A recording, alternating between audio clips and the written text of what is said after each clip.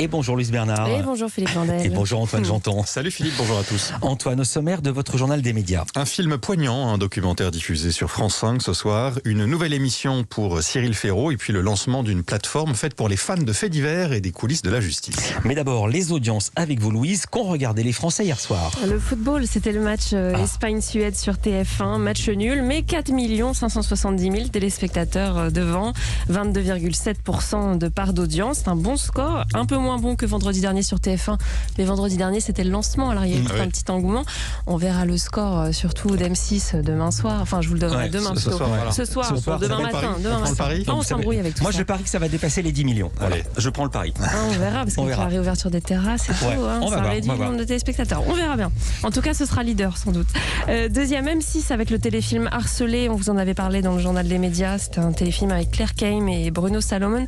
2 320 000 téléspectateurs, 11,7% de part d'audience. C'est un score assez moyen pour un téléfilm.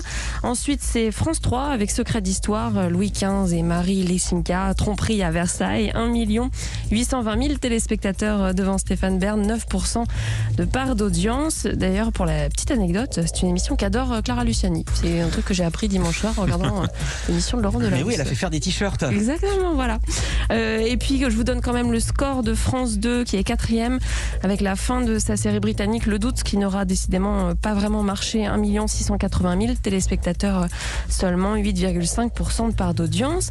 Et puis Arte, au-dessus du million, grâce à un film, Rue des Prairies. Culture Média. Le journal des médias maintenant avec vous Antoine Janton. À la une fois n'est pas coutume, le Focus programme du jour, c'est un documentaire bouleversant. Ouais, c'est celui que diffuse France 5 ce soir. Dessine-moi un visage, c'est le titre. Un documentaire qui suit le quotidien de 4 personnes. Un petit garçon, Gabriel, 2 adolescentes, Clara et Ninon, et un jeune adulte, Thomas. Ils ont tous subi, et pour certains subissent encore, des opérations du visage suite à un accident ou à des malformations de naissance. Des interventions chirurgicales nombreuses qui transforment peu à peu leur visage. Ils doivent faire preuve de patience tout en affrontant le regard des autres. Ils le font avec une force incroyable. C'est ce que nous explique Maud Vasquez, la réalisatrice du documentaire. Ils ont une capacité, une force incroyable parce qu'ils ont déjà dû apprendre à gérer l'hôpital, à y aller beaucoup, à accepter les soins, accepter la douleur, accepter les interventions, le changement de visage, se réadapter à son nouveau visage à chaque fois aussi. Parce que comme il change à chaque fois, à chaque opération, il faut se re-regarder dans le miroir et se réaccepter de nouveau. Donc ça leur a créé une force assez extraordinaire et une capacité d'adaptation à soi. Et ensuite, parce qu'ils sont beaucoup absents à l'école, et du coup, il faut aussi réussir, quand on revient à l'école, à se réintégrer, à rattraper les cours, à faire tout ça. Donc ça développe une capacité aussi très d'autonomie et d'indépendance, en fait. Et tout cela se voit et s'entend dans ce documentaire. Gabriel, Ninon, Clara et Thomas se confient sans problème face à la caméra. Ils racontent leur rapport à leur visage, le harcèlement qu'ils ont dû subir parfois aussi. Ils se sont confiés d'autant plus facilement que la réalisatrice est la fille de la professeure Marie-Paul Vasquez, celle qui a créé le service de chirurgie maxillofaciale à l'hôpital Necker à Paris il y a plus de 20 ans. Alors petite, Maud Vasquez arpentait les couloirs de l'hôpital et jouait avec ses enfants aux visages différents. Je trouvais qu'ils avaient parfois des visages qui me faisaient peur.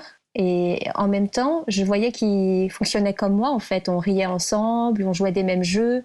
Et finalement, je pense que c'est quelque chose que ma mère m'a transmis un petit peu comme ça, par un langage non verbal. C'est que j'ai eu vraiment envie d'aller vers eux et d'essayer de les comprendre. Et en fait, je pense qu'il y aurait vraiment quelque chose à faire, une éducation à la différence. Je pense vraiment qu'à l'école, on devrait intégrer ça. Parce que là où j'ai été étonnée quand j'ai rencontré les enfants, c'est qu'il y a les enfants qui parfois peuvent être assez violents entre eux, mais il y a aussi les adultes en fait qui les regardaient parfois avec méprise et parfois même en les insultant ou en cachant les yeux de leurs propres enfants pour ne pas qu'ils voient ces visages.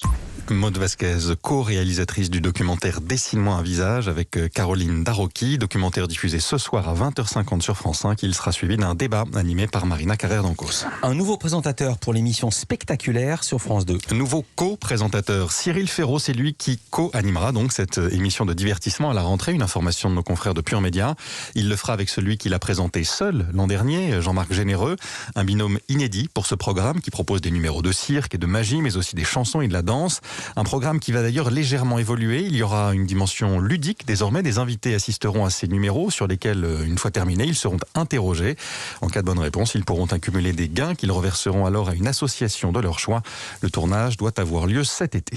La fin d'un épisode, pas de tous, mais la fin d'un épisode dans le feuilleton des droits du football dont nous parlions encore hier. Oui, la fin de l'épisode Mediapro, ça y est, c'est fini. Le groupe sino-espagnol, évincé pour cause d'impayés, a fini de payer ce qu'il devait à la Ligue de football professionnel. Dernier versement de 15,5 millions d'euros. Au total, il lui a versé 100 millions d'euros pour éviter que la Ligue ne le poursuive en justice après avoir fait défaut en cours de saison. 100 millions, une somme sur laquelle s'étaient entendues les deux parties dans le cadre d'un protocole d'accord.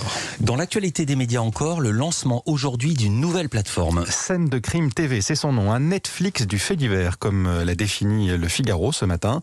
Une plateforme lancée et financée par Arnaud Poivre d'Arvor et sa société Far West Productions.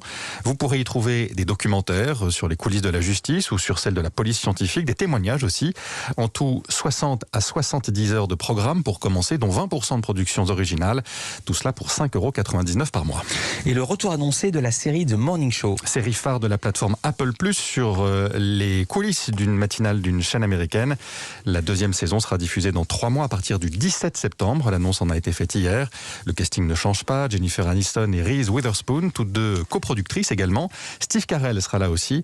Une nouveauté toutefois, l'arrivée de Juliana Margulies, vue entre autres dans 2 séries très populaires. Je suis sûr que vous vous en souvenez. Urgence et The Good Wife. Et moi je me souviens de lui, la mort d'un grand dessinateur qui avait également été patron de journal. Nikita Mandrika, le créateur du Concombre masqué, Grand Prix de la ville d'Angoulême en 1994. Un auteur à l'esprit libre. Il était l'un des fondateurs de l'Écho des Savanes en 1972 avec Claire Bretéché et Gottlieb. Un magazine de bande dessinée que Mandrika a dirigé pendant 7 ans. Il s'est éteint avant-hier, il avait 80 ans.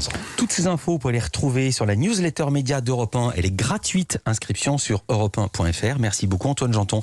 Merci beaucoup Louis Bernard. On vous retrouve demain Antoine pour le score et Louis Bernard pour les audiences du foot.